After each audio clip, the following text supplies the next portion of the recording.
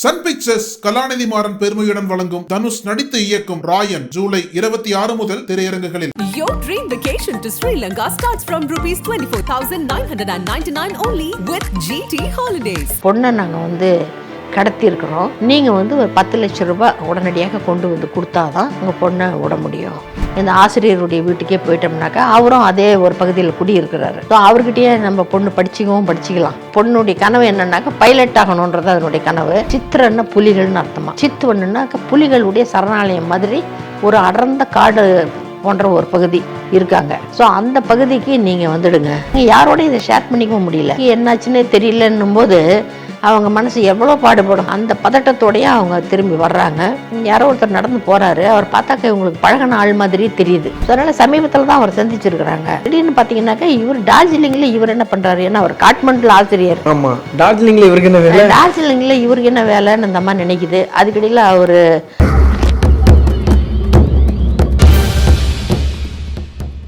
நக்கீர நேயர்களுக்கு வணக்கம். நான் விஜய் எரிகிரசுதன். தடயம் நிகழ்ச்சியில் ஒவ்வொரு வாரமும் இந்தியா மற்றும் தமிழகத்தில் நடந்த பல குற்ற சம்பவங்களை பற்றி தமிழகத்தின் முன்னாள் டிஜிபி திலகவதி மேம் பேசிகிட்டு இருக்காங்க. இன்றைக்கும் அதே மாதிரி ஒரு குற்ற சம்பவம் பற்றி தான் பேச போகிறோம். வணக்கம் மேடம்.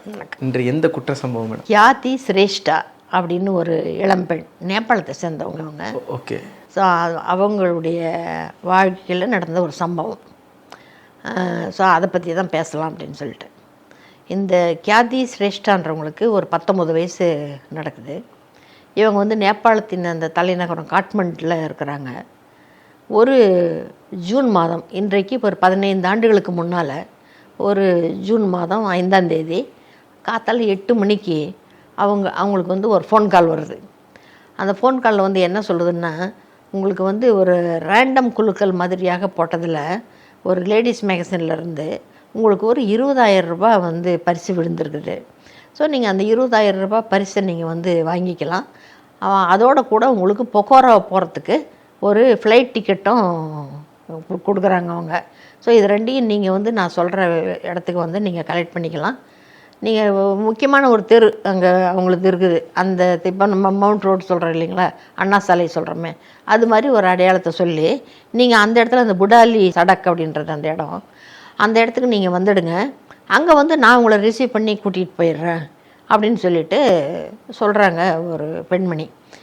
உடனே இவங்க வீட்டில் அதை பற்றி பேசுகிறாங்க. பேசினோடனே அவங்க வீட்டில் சரி வாங்கிக்கலாம், 20,000 நேபாள ரூபாய்கள் கிடச்சிச்சின்னா அது உன்னுடைய மேல் படிப்புக்கு கூட சௌரியமாக தானே இருக்கும். ஸோ அதனால் அதை வாங்கிட்டு வந்துடு அப்படின்னு சொல்லிட்டு அவங்க வீட்டில் முடிவு பண்ணிடுறாங்க. முடிவு பண்ணிவிட்டு அவங்களுக்கு தெரிஞ்ச பக்கத்து வீட்டில் இருக்கிற ஒரு அவங்கள கூப்பிட்டு, இது மாதிரி இந்த தெரு வரைக்கும் கொஞ்சம் பொண்ணை கொண்டு போய் அங்கே விட்டுட்டு வந்துடுங்க, அங்கேருந்து பிக்கப் பண்ணிக்குவாங்க அவங்கள அப்படின்னு சொல்லிட்டு அவங்க அம்மா இந்த பொண்ணை அனுப்பிச்சி விட்றாங்க. இந்த பொண்ணு அங்கே போகுது. அங்கே போன உடனே அதே மாதிரியாக அங்கே மெரினா ஷக்கியான்னு சொல்லிட்டு ஒரு பெண்ணு, அவங்க தான் பேசினவங்க. அந்த மெரினா ஷக்கியா அப்படிங்கிற அவங்களும் ஒரு இளம் பெண்ணு தான், ஒரு 17-19 வயசுக்குள்ளே இருக்கக்கூடிய ஒரு பெண் தான். அந்த பெண் தான் அங்கே இருக்கிறாங்க. அவங்க இவங்களை கூப்பிட்டுக்கிட்டு குஷிபு அப்படின்ற ஒரு பகுதிக்கு, எல்லாமே இங்கே நம்ம சைதாப்பேட்டை, திருவொற்றியூர், அந்த மாதிரியான வேறு பகுதிகள், அந்த காட்மண்டு நகரத்துக்குள்ளே இருக்கக்கூடிய பகுதிகள் தான். அது மாதிரி குஷிபு அப்படின்ற இடத்துல ஒரு அப்பார்ட்மெண்ட்டுக்குள்ளே இந்த பெண்ணை கூட்டிகிட்டு போகிறாங்க. ஏன்னா அங்கே வச்சு தான் இன்டர்வியூ எடுக்கணும் அப்படின்னு சொல்லிட்டு. இந்த பொண்ணு அங்கே போய் சேருது. அங்கே போய் சேரும் பொழுது மணி 1 இருக்கும். அந்த 1 மணிக்கு இந்த பொண்ணு போன உடனே அவங்க கூல்ட்ரிங்க்ஸ் கொடுக்குறாங்க. அந்த பொண்ணு குடிக்குது. அதுக்கப்புறமேலாம் அவங்க வீட்டிலேருந்து ஃபோன் வருது. ஃபோன் வந்தோடனே பத்திரமா இருக்கியாம்மான்னு கேட்குறாங்க. பத்திரமா இருக்கிறம்மா, இப்போ தான் இனிமேல் தான் இன்டர்வியூ ஆரம்பிக்க போகுது அப்படின்ட்டு இந்த பொண்ணு சொல்லுது. இப்போ டிக்கெட் எடுத்துகிட்டு வரத்துக்கு போயிருக்காங்க, கொடுப்பாங்க அப்படின்னு சொல்லுது. சரி அவங்க பரவாயில்ல அப்படின்னு சொல்லிட்டு வச்சிடுறாங்க. மறுபடியும் 1:30 மணிக்கு ஒரு தடவை ஃபோன் பண்ணுறாங்க, முடிஞ்சிச்சா இன்டர்வியூன்னு சொல்லிட்டு. இன்னும் இல்லை, வெயிட் பண்ணிகிட்ருக்குறேன், அந்த டிக்கெட்டுக்காக கொண்டு வர்றதுக்கு போனவங்க வரலன்னு வெயிட் பண்ணிகிட்ருக்கேன் அப்படின்னு அந்த பொண்ணு சொல்லுது அவங்க அப்பா அம்மா கிட்ட. கேட்டு சரி ரைட், அது முடிச்சுக்கிட்டு வாம்மா நல்லபடியான்னு சொல்லிட்டு அவங்க அப்பா அம்மா வச்சிடுறாங்க. இந்த பொண்ணுடைய அப்பா பேர் கோபால், அவங்க அம்மா பேர் ராதா. இவங்க 2 பேரும் இந்த பெண்ணுடைய படிப்புக்காக தான் இப்போ காட்மண்டு வந்திருக்காங்க. அதுக்கு முன்ன வரைக்கும் பார்த்திங்கன்னாக்கா விராட் நகர் அப்படின்ற ஒரு பகுதி, அதுவும் நேபாளத்தினுடைய ஒரு பகுதி, அதுதான் நேபாளத்தினுடைய இண்டஸ்ட்ரியல் சிட்டி அப்படின்னு சொல்லப்பட்ட ஒரு இடம் அது. அங்கே நிறைய தொழிற்சாலைகள், முக்கியமாக சணல் சார்ந்த தொழிற்சாலைகள் நிறைய இருக்கிற ஒரு இடம். அங்கே தான் வந்து அந்த பொண்ணு இருக்குது. அது அங்கே தான் வந்து 10 வரைக்கும் அங்கே தான் படிச்சிருக்குது. அந்த 10ஆம் வகுப்பு தேர்வில் அந்த பொண்ணு ரொம்ப நல்லா படிக்கக்கூடிய பொண்ணு, ரொம்ப சுறுசுறுப்பான பொண்ணு, மிக எப்போவும் உற்சாகமாகவும் மகிழ்ச்சிகரமாகவும் இருக்கக்கூடிய ஒரு பெண்ணு. ஸோ அந்த பெண்ணுக்கு வந்து அந்த ஸ்கூலில் படித்து, விராட் ஸ்கூலில் படித்து, அந்த நேபாளத்திலேயே அதிகப்படியான மார்க் வாங்கின பெண்ணுன்னு சொல்லிட்டு அதுக்கு ஒரு சிறப்பு தகுதியோடு அந்த பொண்ணுக்கு வந்து கிடைக்கிது. அது பெரிய பாராட்டெல்லாம் அதுக்கு கிடைக்கிது. ஸோ அதனுடைய பெயர் வந்து பிரபலமாகவும் ஆகுது. அதுக்கப்புறம் தான் அது மேல் படிப்பு படிக்கிறதுக்கு இங்கே வந்துட்டால் நல்லாயிருக்குன்னு சொல்லிட்டு இங்கே காட்மண்டுக்கு கூட்டிகிட்டு வந்து இங்கே ஜுபிலண்ட் காலேஜ்னு ஒன்று இருக்குது, ஜுபிலண்ட் காலேஜ் அண்ட் ரிசர்ச் சென்டர்னு சொல்லிட்டு அதில் அந்த பொண்ணை 11th சேர்த்தி விடுறாங்க. அப்போ இங்கே தங்கறதுக்கு ஒரு வீடு வாடகைக்கு எடுக்கணும்னு சொல்லிட்டு காட்மண்டில் வீடு வாடகைக்கு பார்க்குறாங்க. அப்படி பார்க்கத்தாக்க ஒரு 2-3 வீடு கொஞ்சம் சுமாராக வருது பக்கத்தில். அதில் வந்து ஒரு வீடு வந்து அந்த வீட்டினுடைய உரிமையாளரே வந்து ஒரு ஆசிரியர். அவர் வந்து காட்மண்ட்லேயே இருக்கக்கூடிய நல்ல ஒரு பேரான வேற ஒரு பள்ளிக்கூடம், அந்த பள்ளிக்கூடத்தில் சயின்ஸ் டீச்சராக அவர் இருக்கிறாரு. அப்போ இவங்க யோசிக்கிறாங்க, இந்த மாதிரி நம்ம அந்த வீட்டுக்கு போகிறதுக்கு பதிலாக இந்த வீட்டுக்கு போகிறதுக்கு பதிலாக இந்த ஆசிரியருடைய வீட்டுக்கே போயிட்டோம்னாக்கா அவரும் அதே ஒரு பகுதியில் குடியிருக்கிறாரு. ஸோ அவர்கிட்டயே நம்ம பொண்ணு படிச்சிக்கலாம், உதவியாகவும் இருக்கும், பார்த்தாலும் ரொம்ப நல்ல மனுஷனாகவும் தெரிகிறாரு.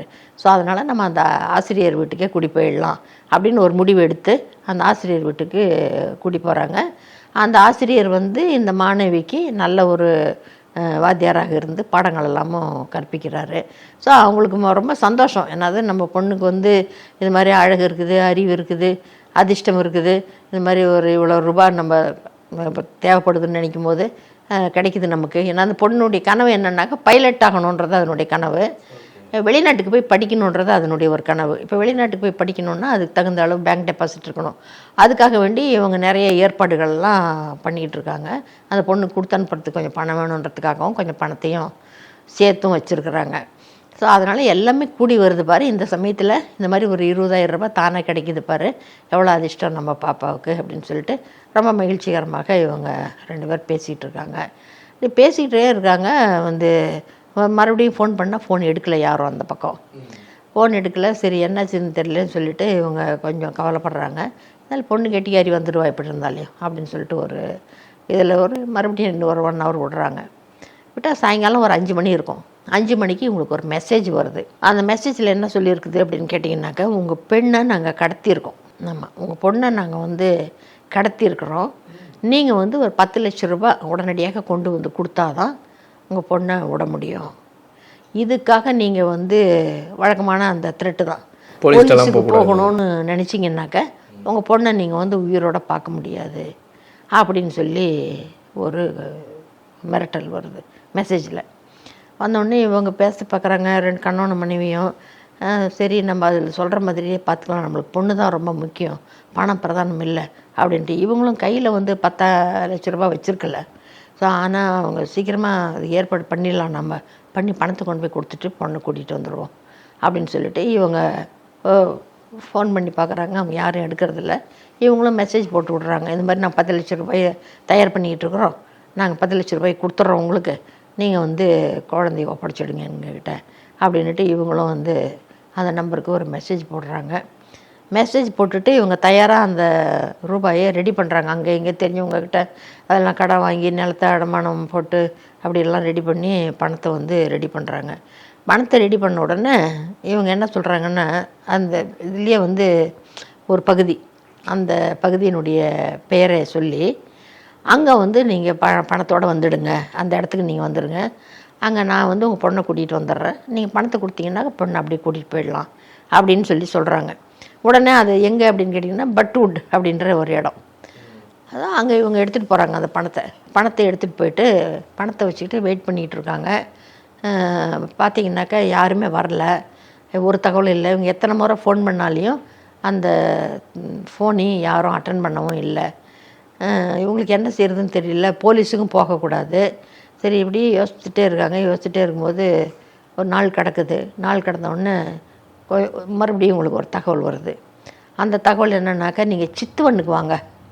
சித்துவன் அப்படின்றது என்னென்னாக்கா, சித்தன்னா அவங்களுடைய மொழியில் சித்திரன்னா புலிகள்னு அர்த்தமா. சித்துவன்னுனாக்கா புலிகளுடைய சரணாலயம் மாதிரி ஒரு அடர்ந்த காடு போன்ற ஒரு பகுதி இருக்காங்க. ஸோ அந்த பகுதிக்கு நீங்கள் வந்துடுங்க, அந்த அடர்வனம் அதுக்கிட்ட வந்துடுங்க, அங்கே வந்து நம்ம உங்கள் பொண்ணை ஒப்படைக்கிறேன் நான் அப்படின்னு சொல்லிட்டு சொல்கிறாங்க. உடனே இவங்க வந்து அந்த சித்துவனுக்கும் போகிறாங்க. காட்மாண்டுலேருந்து கிளம்பி சித்துவனுக்கு போகிறாங்க. அங்கே போய் காத்திருந்து அந்த தகவலும் வர்றதில்லை, யார் மனிதர்களும் வர்றதில்லை. இவங்களுக்கு என்ன செய்யறதுன்னு தெரியல. திருப்பியும் அந்த பணத்தை எடுத்துக்கிட்டு வந்து காட்மாண்டுக்கே திருப்பி ரிட்டர்ன் வந்துடுறாங்க. அவங்க வந்த பின்னாலும் மறுபடியும் சில தினங்கள், 1-2 தினங்கள் ஆகுது. அந்த தினங்கள் கழித்து ஏன்னா தகவல் வந்தால், நல்ல தகவல் வந்தால் பரவாயில்லையே அப்படின்னு இவங்க நினச்சிட்டு இருக்காங்க. யாரோடையும் இதை ஷேர் பண்ணிக்கவும் முடியல. ஆமாம். அப்போ வந்து என்ன சொல்கிறாங்க, இந்த சனோலின்னு ஒரு இடம் இருக்குது. ஸோ அந்த சனோலின்ற இடத்த சொல்லி நீங்கள் அந்த இடத்துக்கு வந்துடுங்க அப்படின்னு ஒரு மெசேஜ். உடனே நல்லதாக போச்சு அப்படின்னு சொல்லிட்டு இந்தியோட பிரச்சனை தீந்துடும் அப்படின்ட்டு இவங்க அங்கே எடுத்துகிட்டு போகிறாங்க. அங்கே எடுத்துகிட்டு போனீங்கன்னாக்கா அங்கேயும் இல்லை, வரல. அங்கேயும் மணிக்கணக்காக காத்திருக்கிறாங்க. இரவாயிடுது, ஒரு தகவலும் இல்லை. இவங்களால் திருப்பி தொடர்பு கொள்ள முடியறதில்ல. உங்களுக்கு துயரம் தாங்கலை, என்ன பண்ண முடியும். அந்த ஒரு குழந்தைக்காக தான் இவங்க 2 பேருமே வாழ்ந்துருக்குறாங்க. அந்த பொண்ணே தான் வந்து ஆதாரம்னு சொல்லிட்டு தான் இவங்க 2 பேரும் உயிரை வச்சுருக்காங்க அந்த குழந்தை மேலே. ஸோ இப்போ அந்த குழந்தைக்கு என்னாச்சுன்னே தெரியலன்னும் போது அவங்க மனசு எவ்வளோ பாடுபடும். அந்த பதட்டத்தோடையே அவங்க திரும்பி வர்றாங்க.